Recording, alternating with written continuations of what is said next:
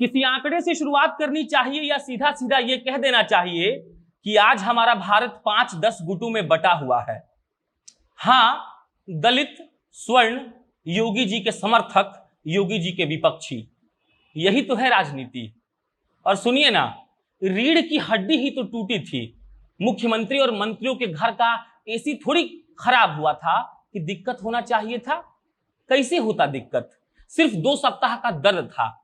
Fortuner का चक्का puncture थोड़ी हुआ था कि नेता साहब को नीचे उतरकर खड़ा होना पड़ता। और ये पुलिस वाले क्या करते? किसी के मर जाने के बाद उसको जला ही तो दिया जाता है ना। क्यों उत्तर प्रदेश के साहबजादे लोग ठीक कह रहे हैं ना। वैसे पत्रकारों को अरेस्ट करने का नया चलन शुरू हुआ है। उठा लीजिए हमको भी। अब नमस्कार, मेरा नाम आज भारत की उस लड़की के नाम पर रख दीजिए जो कभी अकेले जाने से रोड पर डरती है, दिन दहाड़े उसका रेप हो जाता है और उसके बाद यह कहा जाता है कि किसी प्रदेश के सबसे बड़े पद पर कोई महंत बैठेगा तो उस प्रदेश का कल्याण हो जाएगा। अब हम यहां पर हो गए योगी जी के विपक्षी, और कुछ जनाब लोग तो ये टाइप कर रहे होंगे कि योगी जी रेप को रोक लेते क्या? ना सर, नहीं रोकते। वो भगवान थोड़ी है कि हर जगह प्रकट हो जाएंगे। लेकिन उनकी पुलिस कार्रवाई तो जल्दी कर सकती थी ना। इसके लिए तो दोष दिया जाना चाहिए ना उनको।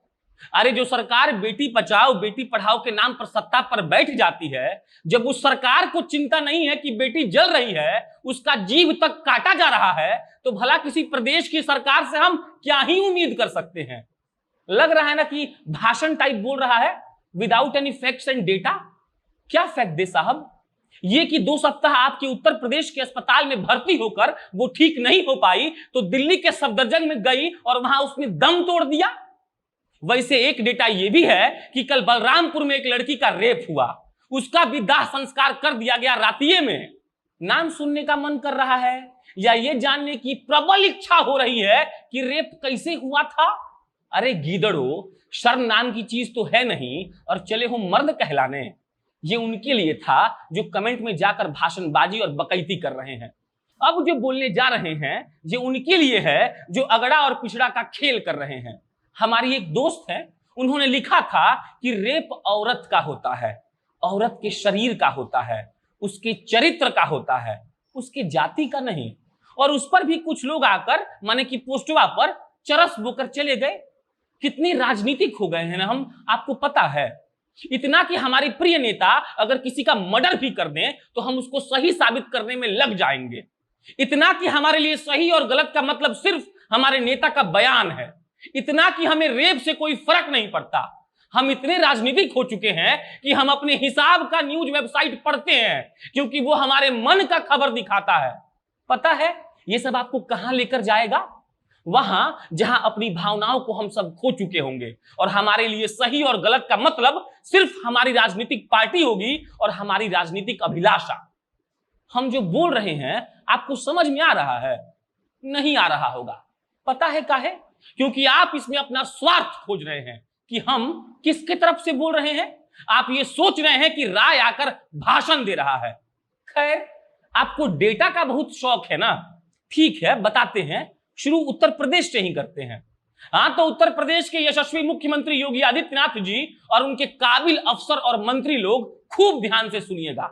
2019 के जनवरी से लेकर नवंबर तक केवल उन्नाव जिले में 86 रेप के मामले दर्ज हुए थे।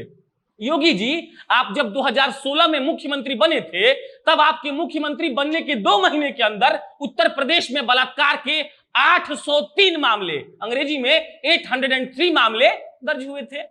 2018 में कुल 4322 बलात्कार के केस केवल उत्तर प्रदेश में दर्ज हुए थे। अब आप हर दिन का आंकड़ा निकाल लीजिए।